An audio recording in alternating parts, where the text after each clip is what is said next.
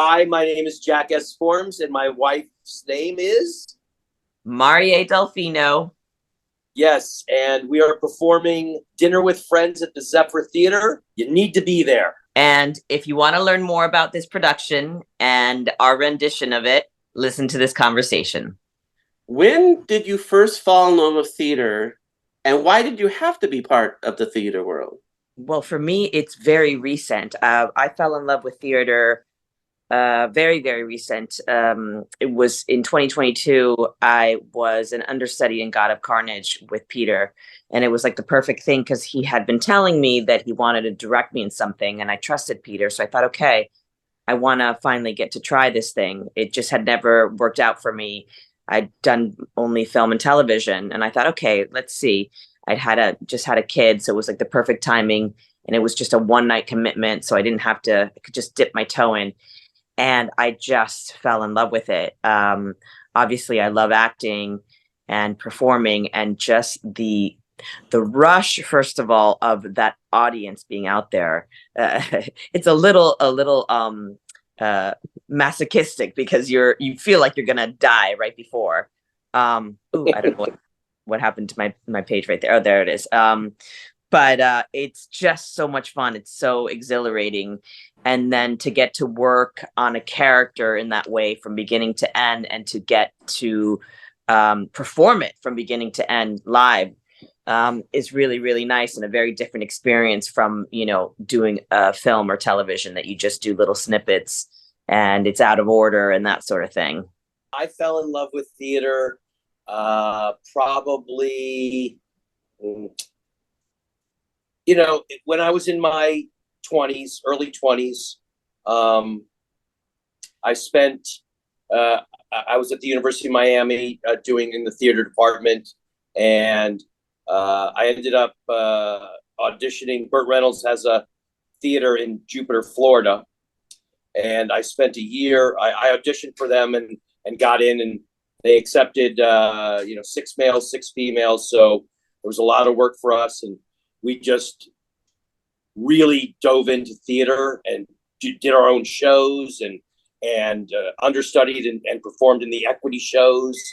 And Burt was one of our teachers, and Charles Nelson Riley, who studied with Uta Hagen, was our master teacher. And anybody that came in to do shows, Judd Nelson was doing a show at the time, right after Breakfast Club, and Dom DeLuise and his sons. So that experience really was going to be the experience that said to me, how much do you love this? Because we were working 18 hours a day, and I did not mind being in the theater 18 hours a day. So I knew that it was something that I loved. And why did I feel I needed to be a part of that community? I felt like I fit in. They were my people. I think we all look for kind of a community that we feel comfortable in, and theater community is a community I feel comfortable in. So it was the right, it made sense. The theater experience, why is it such a unique format for the actors and audience to experience? The theater experience is such a unique format for the audience and the actors to experience because it's live, of course, and I think that there's something about that. I feel like it draws the audience in more. They feel like, especially the more intimate theaters, it feels like they're going on the ride with you and they're living it with you. And there's just something about it being in person that is really titillating, and you can feel like in every part of your body. We've gone, look, we're interviewing on Zoom, right? We've moved remote for everything since COVID. And think about, what it was like to have more in-person interview. Auditions are now on tape, and it's nice in one way because it's convenient and because you can edit and that sort of thing, but you lose that excitement, that percolating all over your body, you know, and that noticing of nuance in theater. You can notice, you know, what an actor not only is happening here in their emotion, but is how they're tapping their toe, what they're touching, that you lose that in television. And so I think it's really like this ride that you go on together, and that's really special. Why theater would be unique? I mean, it is because it's the live experience. Anything can happen. Things do happen. We previewed last night, and trust me, any words were not said. Words that were not supposed to be said were said. The thing is that generally, if you just go for the ride as the actor, the audience doesn't know the script word for word, so they have no idea. But I guess for us, it's kind of, you know, it's exciting, right? Because I mean, you're out there, you're naked, and because, you know, I mean, you have clothes on, but you're naked, right? And anything can happen.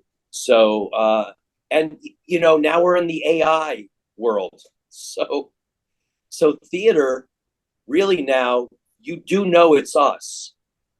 There's no way that somebody else is speaking for us, or it's a different image or whatever. I mean, it might be now the only art form as far as acting goes that you know is real. You know, I mean, it's a published play. You know, Chad didn't write this. You know, so it's unique in all those ways, I think. You know.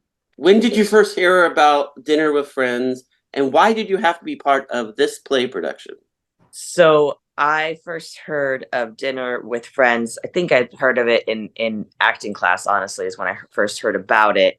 But this production of it, a funny story. We were planning on doing a different play. Me and Jack and Peter, we were planning on doing Death and the Maiden, and something funny happened with the rights. And we had to quickly pivot because Peter had the theater, you know, rented, ready to go. You know, his producers lined up everything. And so we read a couple plays to try to decide. And I think this play stood out for a couple things. We thought it's timely. It's the kind of play that will always be timely because of the dynamics of the relationships. But also the writing, you know, is funny and quick and still current. And we felt that it fit us really well too, you know, because we're looking now what is right for Jack and I to do, you know, and Peter to direct us in. So all of those elements of of Dinner with Friends made sense for us. And to build on that, Peter and I have worked together. This is our fourth production that I've been an actor, and as he's directed me now in 4 productions. It was Speed the Plow, God of Carnage, Farragut North, and now Dinner with Friends. So you know, it's one of those love-hate relationships. So I love Peter to death, and I mean, he will not. I trust him just implicitly. I trust him with my life. I really do. He's so wonderful. I was joking about that, you know, but and it's wonderful in this production. Tanya Ruth, who's the assistant director, she was the assistant director for God of Carnage, and she's amazing. And then Chris Wong, who was the star of Farragut North, is also involved in this production of Dinner with Friends. And he is sort of an assistant director, but he's in charge of all the production, all the props, so much of what goes on behind the scenes, which, you know, as much as we're out on the stage, you know, performing, like in anything, there's so many other people that allow us to do our job, right? So so Chris and Tanya, along with Peter, and is just you know, it's been wonderful, and because those people are involved, that's one of the reasons why I'm involved, because I know the quality and the heart and the work that goes in, and they show up every day, and they're going to make sure that Marieh and I shine on the stage as long as we do our job. So yeah. So tell us about your characters in the play, and at least the beginning of how the play starts with Dinner with Friends. My character in the play and the beginning of how Dinner with Friends starts is, you know, she's married, Karen, my character, and she's married to Gabe, and she is a food critic together with Gabe. They work together, you know, and they go around, you know, the country and the world, and check out food and write about it. And they're sort of a couple who we would describe as maybe codependent. They really cling to each other, and they're very, you know, have a very together relationship. And the play starts with them having come back from Italy and telling one of their best friends, who's a married couple, the wife is there, telling them about this unbelievable sensual trip that they had, you know, for the senses, the food, everything, and they're sort of lost in their reverie about it and their excitement, and don't really notice what's going on with their friend. And then from there is how the play unfolds. And I would say Karen is, you know, she's a very black and white person, fiercely loyal and loves her family very, very much, and her friends very much, but can be a bit intolerant because of her own fears and her own childhood traumas. And you see that sort of play out through the play, the story. But she's a good person who's, you know, trying to do her best. And I think that's what's important about this play is to not portray these people as they're not villains. Nobody's a villain. Everybody's in a certain time of their life and in earnest doing their best and struggling, and you watch that play out. Well, my character is Gabe, and married to Karen, like Karen said. My character, I'm a caretaker. I'm non-confrontational. I love my wife, very codependent, love being a father, you know, just I'm you know, and typically I you know, that's what means the world to me. My world is my family.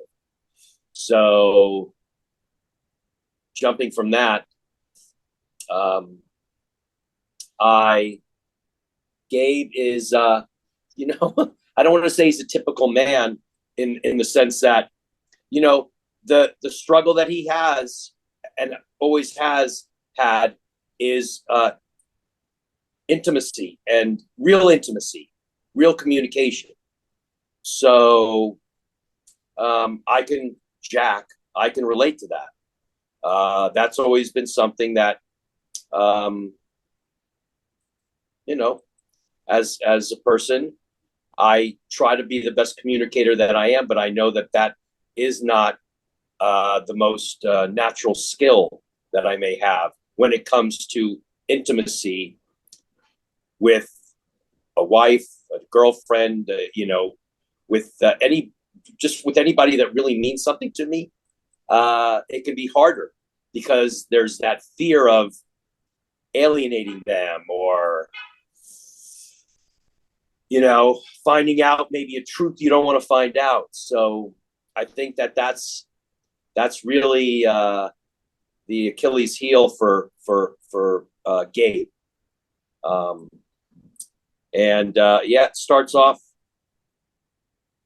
what she said. I'm going to defer to my wife, but no, it starts off exactly that. We've come back from a trip.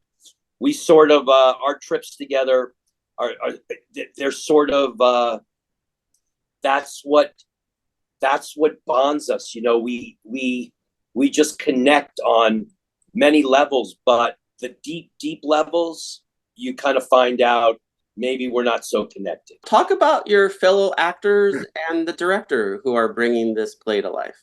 Oh, our fellow actors and our director are wonderful. I mean, I'm so happy with this cast. And so really, this is really my first real run, because I did one night of God of Carnage in 2022, and I did one night of 100 Saints You Should Know in 2023.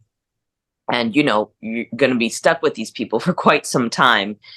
And Peter couldn't have picked a more talented, lovely group of human beings, hardworking, dedicated.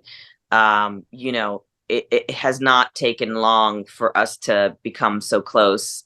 Hope you don't mind me stealing this story, Jack, but one of our fellow actors, LEITH, who's so lovely and such a good actor, said to Jack that we have such a nice relationship, Jack and I, and thought that we'd known each other for years, and that, we act like a married couple. And Jack and I, we just started speaking January. We didn't know each other before then.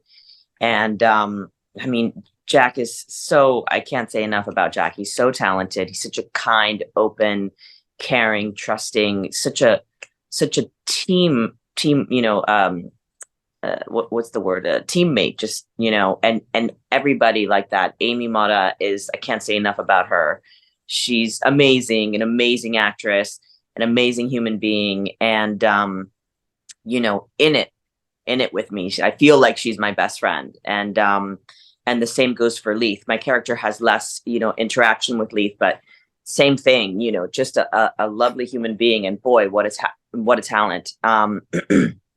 And then Peter, wow, Peter's the best. I mean, first of all, he's such a good leader. He really, even when it's the shit's hitting the fan, it's crunch time, it's getting really stressful, he just kind of knows how to take us in like a warm embrace and like guide us and hold us. And never yells, never, loses his temper, knows just when to say the right thing to you as an actor and when to, not say something. And then he's just a lot of fun. He's this really lighthearted, giving, generous guy who is super positive and enjoys what he does immensely, enjoys life, and wants to make the best production possible. And that's the great thing about our whole team, the actors, the director. We all are in it to win it. We all care about the same thing. There's no strange, B story going on. And I can't say enough about everyone's talent, which is really, really nice. There's no weak link here. And everyone's fun. That's everyone's having fun, and always remembering to keep the fun and have fun and never get too serious about what we're doing. Yeah. About the cast, I don't know what Marieh is talking about. I've had the exact opposite. I mean, the experience, I wish tonight was closing night, so I wouldn't have to be around these people at all. But now I still have to spend 4 weeks with them. So I might as well try. I will try to say something nice about them, since I have to spend time with them. But no, they're amazing. Everybody's fantastic and extremely talented, like Marieh said. And I am lucky enough to be married to Marieh for this next month. I'm going to be very, very sad on the last day, because this has been, it's been really, special. It's every time you do a play, you become a family. That's what you hope. And we've definitely become a family. LEITH, BURKE, and Amy MOTTA, incredible. I mean, you know how they say I'm only as good as the people that I'm working with. So they're the ones that make me look good. Peter, I love him to death. He's like, he and I are kind of like an old married couple. But he's amazing. Everything that Marieh said about his support, his direction, his vision, everything that he sees, he has a way to communicate.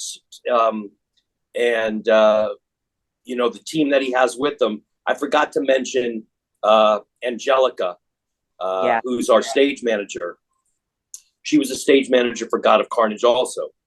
And she's incredible. I mean, talk about a thankless job. That is so many hours. I mean, she, an hour and a half after the show ends, they're still doing work. So Peter's amazing. The cast is amazing. I know everybody says this about everything that they're in, so it's sort of like a broken record, but I guess they say it because it really is true. If you're lucky enough, you become a family. It's a memory you will have forever. And that's one of the things I love about theater is you become a family for that period of time. And then you're always connected with those people. Always. I will always be connected to Marieh, Amy, and LEITH for the rest of my life because of this experience. And Peter. What do you want the audience to get out of your production of Dinner with Friends? What do I want the audience to get from the production of Dinner with Friends? I think one of the things that I want is for people to, people who are struggling or feel alone to watch this and be like, hey, this is normal in a sense. We're all going through this in a sense, a version of this. And so people to feel a certain, I guess not aloneness, and also for people to be provoked a bit to really think, because there's some arguments that Donald Margulies very intelligently presents, and to kind of make people think, and hopefully people will leave with a dialogue, with a conversation of like, well, I thought it meant this, and I thought, no, this is what he's saying about relationships, and I thought this is what he's saying about friendships, that sort of thing.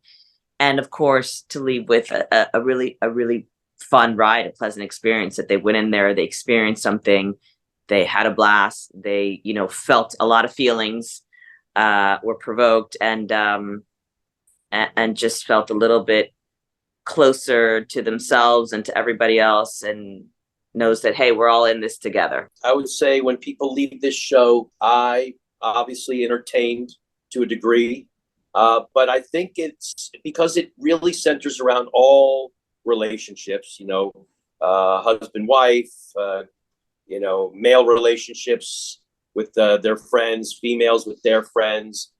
Maybe it'll just, because I know it sort of has for me, it just makes everybody sort of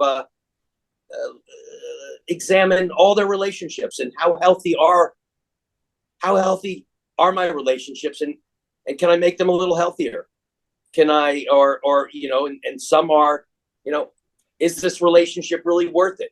Am I getting anything from it? I mean, I've had relationships, friendships that I'm like, well, wait a second, this person's always negative, or with this or that.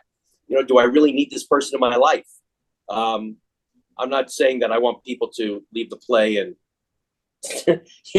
get people out of their lives, but it makes you kind of look at the level of health in the relationships that you have, and how much you nurture them, and how much they mean to you. So, I don't know if it's going to be something that hits somebody right away, but I think it's something that after you see the play and you're like, oh, that was fun, that was good, that was fun. And then maybe a day later, 2 days later, it kind of sinks in of what, of the deeper meaning that Donald Margulies has put into the play. This play was first produced in 1998. Why is Dinner with Friends still relevant today?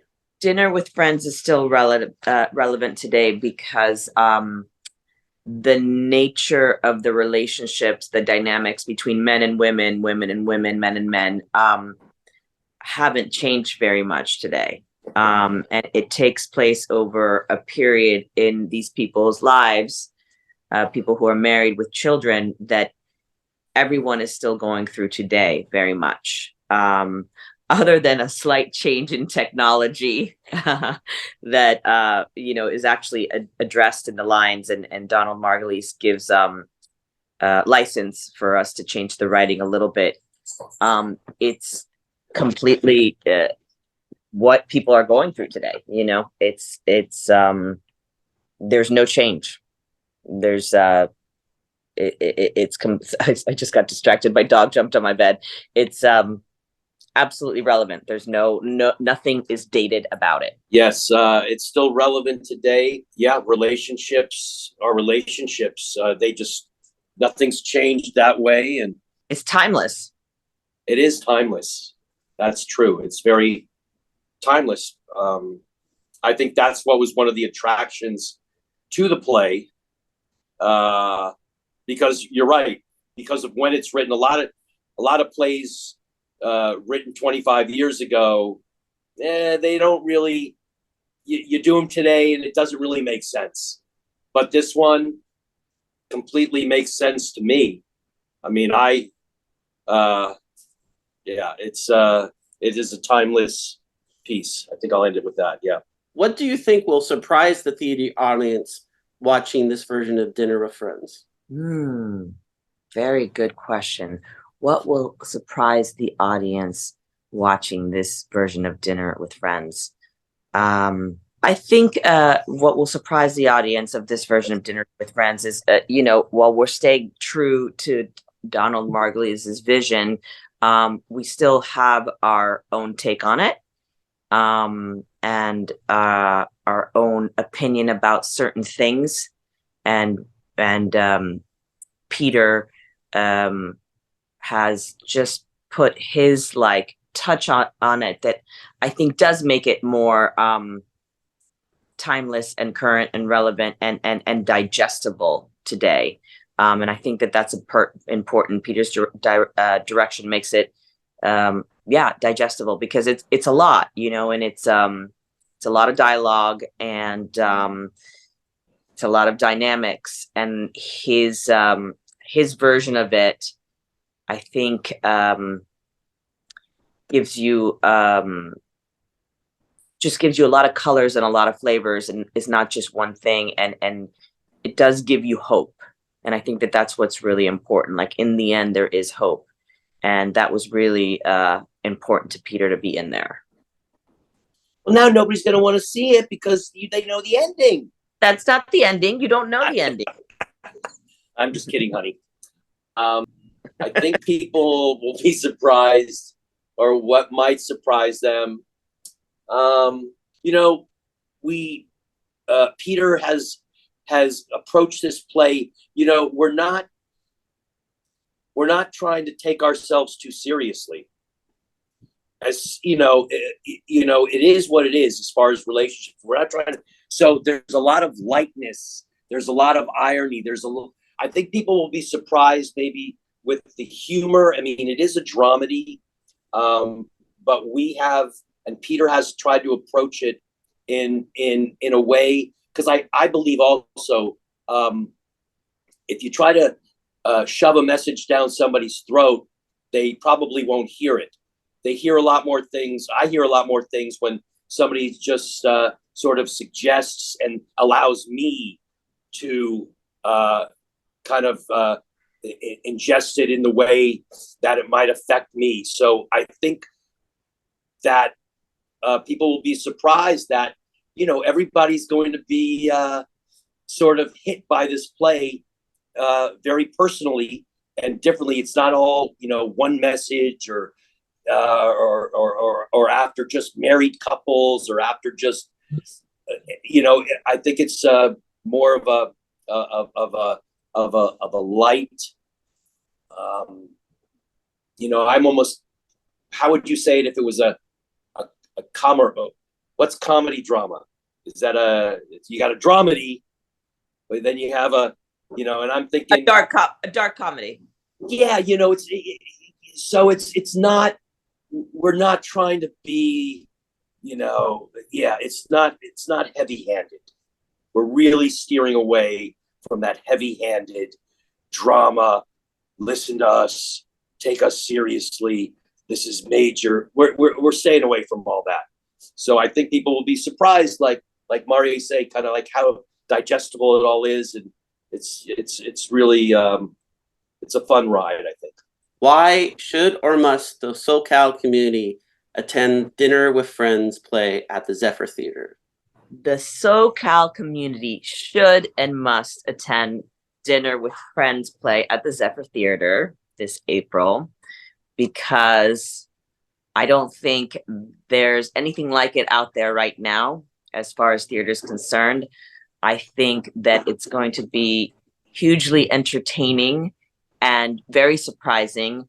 I think people are going to walk away from this play feeling like they've had a full meal with the satisfaction of they will have had laughs, they will have had fun, there will be tears, there will be a lot of subjects to digest and really think about. And I think people will walk away with like a great deal of satisfaction and feel like, oh, that was worth the price of admission, the time that I sat there, the time it took to get there. I'm so glad I did this. And there's nothing like live theater. Yes, there's nothing like live theater. That's true. I think people should come and see Dinner with Friends. First I think it's it's wonderful to support the arts and to keep theater alive like you do. And I want to thank you for caring so much about theater, because it is something that we need, I think, desperately to keep alive. And another reason they should come is because if they don't, our feelings would get hurt. And I mean, I don't think people really want to hurt our feelings. So hopefully that will get some people, if they think about that, that'll get them to come. But yeah, it's just, it'll be fun. It'll be thought-provoking. I believe theater, besides being fun, I like to be provoked in some way. I like to either be really angry. Any kind of emotion that I get from it, I think, okay, they did a good job. They made me feel something. I don't care what it is that I feel. I just want to feel something. And you will feel something if you come to the play. You might not like it, but that's okay. I mean, I've left plays incredibly angry, but I'm like, okay, they did their job. And again, so they don't hurt our feelings, really. We would be sad if people didn't show up. Everybody, Southern California, hey, buy a ticket, get out of your house, come see Dinner with Friends at the Zephyr Theater running through April 28th.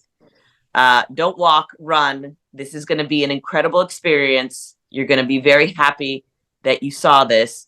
And if you don't, you will be very sad you missed it. We hope to see you there. See you at the theater.